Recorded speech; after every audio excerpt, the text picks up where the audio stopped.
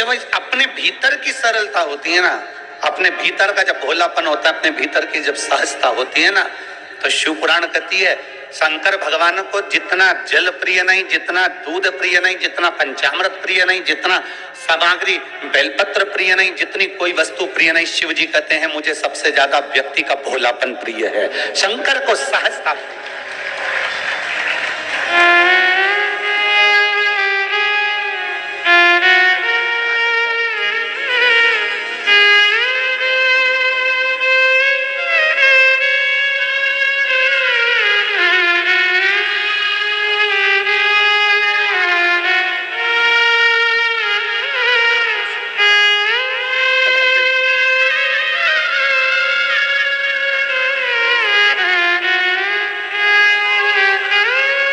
शिव तत्व की प्राप्ति भोलापन जितना होगा आपके भीतर, वो सहजता का भाव शिव के करीब लेकर जाए। जितने भोले होगे आप उतने शंकर के पास हो। पर निवेदन एक ही है,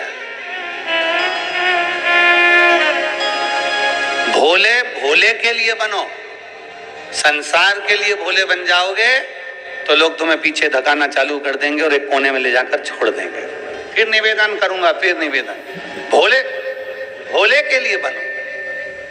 और भोले बनना है तो भोले व्यक्ति के लिए बनो। जो सहज हो उसके लिए हम सहज हैं, जो सरल है उसके लिए हम सरल, जो आनंदमय है उसके लिए हम आनंदमय हैं।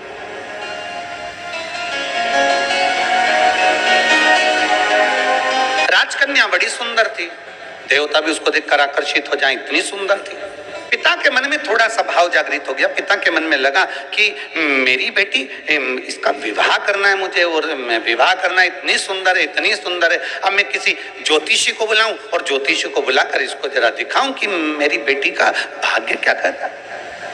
और अगर मैं हर कोई ज्योतिषी को बुलाऊं तो वो श्रेष्ठता नहीं है। इसलिए उस पिता ने अपने राज पुरोहित को बुलाया, अपने राज्य के पुरोहित को बुलाया, अपने कुल गुरु को बुलवाया और राज पुरोहित को बुलाकर कहा कि राज पुरोहित जी, मेरी बेटी का मुझे विवाह करना है, आकर उसका भाग्य देख लीजिए और उसका भाग्य बता दीजिए। और बेटी, राजकन्या का एक नियम सबसे प्रबल था, सबसे प्रबल नियम था राजकन्या का कि वो शंकर के मंदिर के पुष्प को उठाकर उन्हीं पुष्प की माला बनाकर, उन्हीं पुष्प का श्रृंगार बनाकर शंकर को पिना देती थी, शिवलिंग का श्रृंगार कर देती उसी पुष्प से।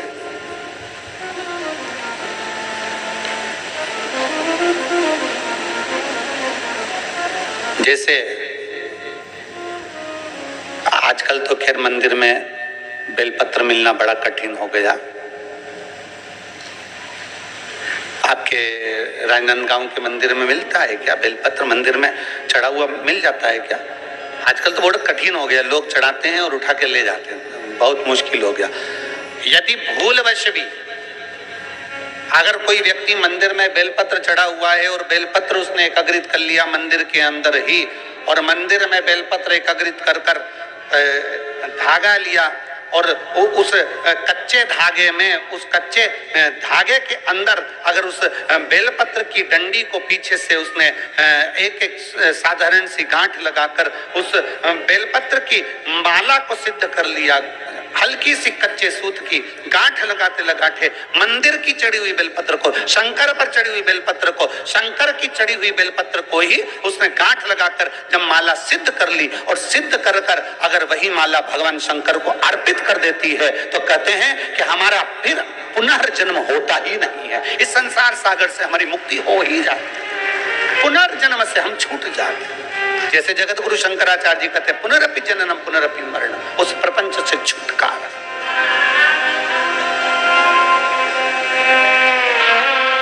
अब कई लोग ऐसे होते हैं कि वो पत्ती में छेद कर देते हैं, नहीं। शिव महापुराण की कथा कहती है चाहे बेलपत्र हो चाहे तुलसी पत्र हो, चाहे बेलपत्र हो चाहे तुलसी पत्र हो, इन दोनों पत्ती के अंदर सुई को नहीं पिरोना चाहिए। बेलपत्र के अंदर भी सुई को नहीं डाला जाता और तुलसी पत्र के अंदर भी सुई को नहीं डाला जाता, दोनों पत्र में। हाँ, कच्चे धागे से आप उसमें डंडी में गांठ लगाकर भगवान शंकर को माला धारण कर सकते हो, पर कौन सी बेलपत्र? फिर से बोलो जरा जम के, कौन सी बेलपत्र? जम के आवाज आना चाहिए। जो शंकर भगवान पर चढ़ी हुई है वही बेल। धोया, माला सिद्ध करी और वही माला मेरे देव अधिदेव महादेव को समर्पित कर दी। वही माला नमामि शमीशा निर्वाण रूपम विभुम व्यापकं ब्रह्मवेद स्वरूपम। नमामि शमीशा निर्वाण रूपम विभुम व्यापकं ब्रह्मवेद नमः शिवाय। ओम नमः शिवाय। नमः शिवाय। ओम नमः शिवाय। नमामि शमीशा निर्वाण रूपम विभुं व्यापकं ब्रह्मवेद स्वरूपम। नमामि शमीशा निर्वाण रूपम विभुं व्यापकं ब्रह्मवेद। शिव को चढ़ा हुआ पुष्प शंकर को वापिस समर्पित, शंकर का बेलपत्र शंकर को वापिस समर्पित। तेरा तुझको अर्पण, क्या लागे मेरा, मेरा है क्या?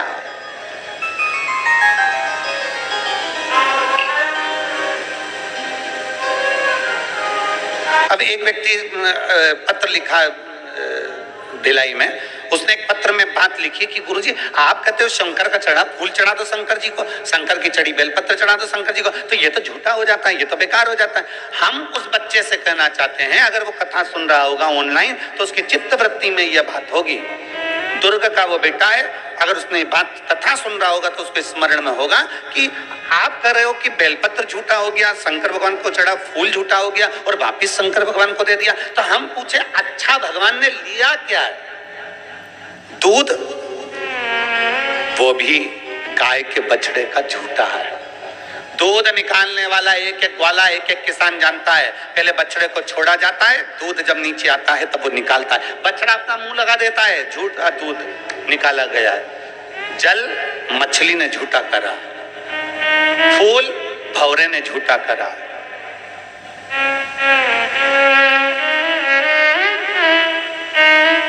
और जब मेरा भोलेनाथ झूठा जल स्वीकार कर सकता है, झूठा फूल स्वीकार कर सकता है, झूठा दूध स्वीकार कर सकता है, तो अपन कौन से सत्यवान है? अपन भी तो झूठे हैं। तो जरा विचार करो कि वो झूठा पुष्प, झूठा दूध, झूठा जल स्वीकार कर सकता है, तो मेरा शंकर अपन जैसे झूठे को भी स्वीकार कर सकता है। वो सरल है, सहज है, आनंद है।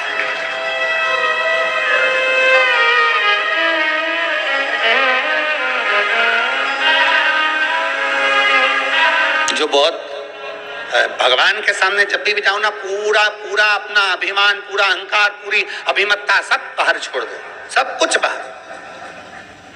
अपनी अभिमत्ता अपन को लेके परमात्मा के पास जाना ही नहीं है। निर्मल होकर जाइए, एकदम सहज होकर जाइए। आप ऑफिसर अपनी जगह पर, आप मिनिस्टर अपनी जगह पर, आप आपका पद, आपका धन, आपकी दौलत अपनी जगह पर शिव के सामने सब शून्य है, शंकर के सामने सब शून्य है।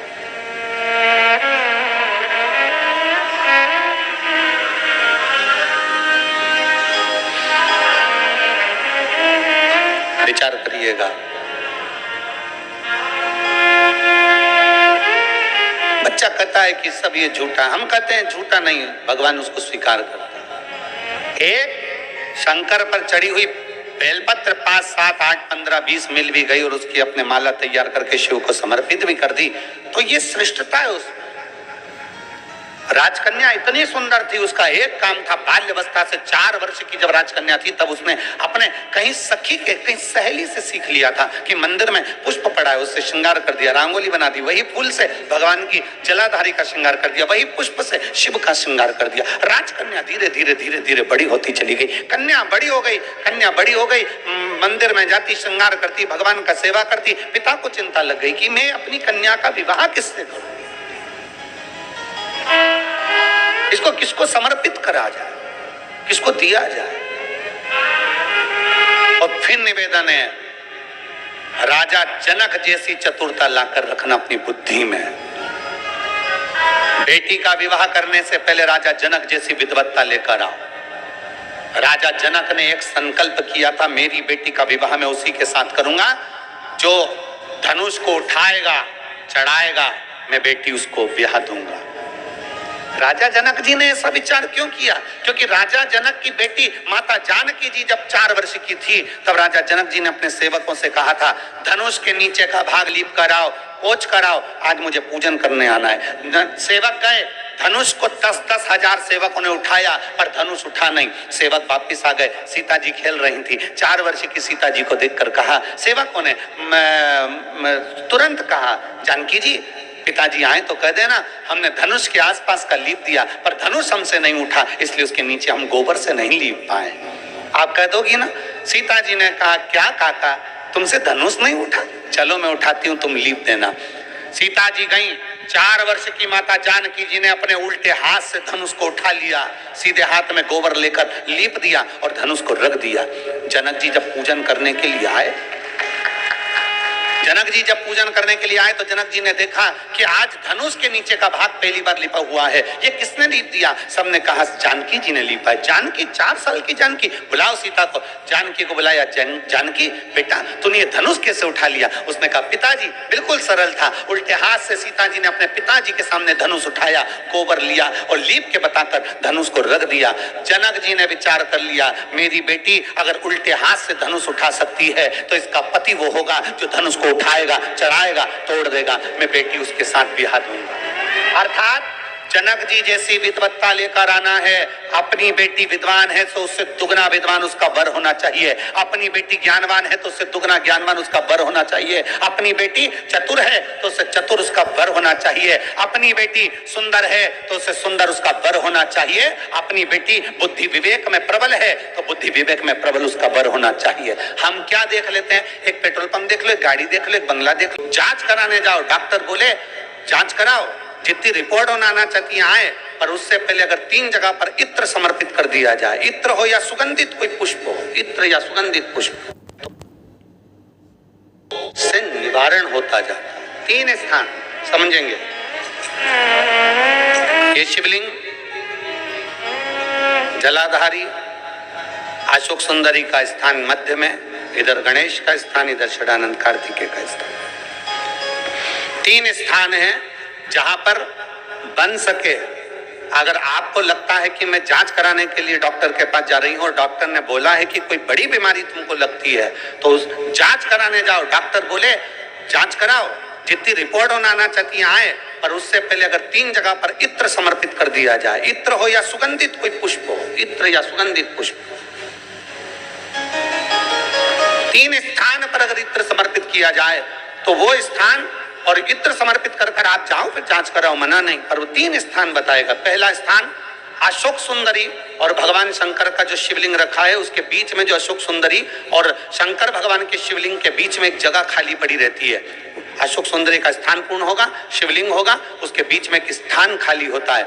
उस स्थान पर अगर जिस समय पर भगवान शंकर के जिस अशोक सुंदरी और शिवलिंग के बीच में जो स्थान है वहां पर अगर इत्र लगाया जाए, दूसरे नंबर पर शिवलिंग के ऊपर से लेकर नीचे के मध्य भाग में, जहां मध्य भाग है ये शिवलिंग, ये नीचे का भाग, और मध्य भाग में अगर इत्र लगाया जाए, और तीसरा भगवान शंकर का जो जल नीचे की ओर गिरता है, जहां जो पट्टी रहती है पानी नीचे आने की, उस पट्टी पर अगर इत्र लगाया जाए, ये 3 स्थान इत्र लगाने के होते हैं। अगर वहां लगाया जाए तो कैसा भी रोग हो आपकी जांच अच्छी ही आएगी, बेकार नहीं आ सकती। आप कितने ही करा ले उसको। एक शंकर भगवान के शिवलिंग का 3 जगह पर इत्र या 3 जगह पर सुगंधित पुष्प लगाया जाए।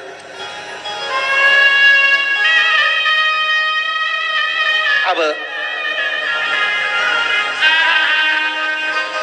जब आप लोग अभिषेक करने बैठते हैं या पूजन करने बैठते हैं या शंकर जी के मंदिर जाते होंगे, कौन कौन जाता है शिवालय? सभी लोग जाते हो? बोलो हर हर महादेव। शिवालय जाते हो तो शिवालय में जाकर जब आप इत्र चढ़ाते हो भगवान पर, यहाँ इत्र लगाया आपने, फिर यहाँ पर भी लगा देते हो, यहाँ पर भी लगा देते हो, यहाँ पर भी लगा देते हो, सब दूर इत्र लगा देते हो। जो समझदार होता है ना वो सभी दूर इत्र लगा देता है। और कई कई ऐसे रहते हैं जरा सा इत्र लिया और रुई में लेके एक जगह पर रख दिया, फूल में लेके एक जगह पर रख दिया, पर पूर्ण जगह पर इत्र लगा दो, बाबा के पूर्ण स्वरूप पर इत्र लगा दो। आपको नहीं मालूम अनायास, आपको नहीं मालूम कि 3 जगह कौन सी है, तो आप पूर्ण स्वरूप पर इत्र लगा दीजिए, पूर्ण स्वरूप पर। वेद मंत्र में त्र्यंबकेश्वर का बाबा का मंत्र,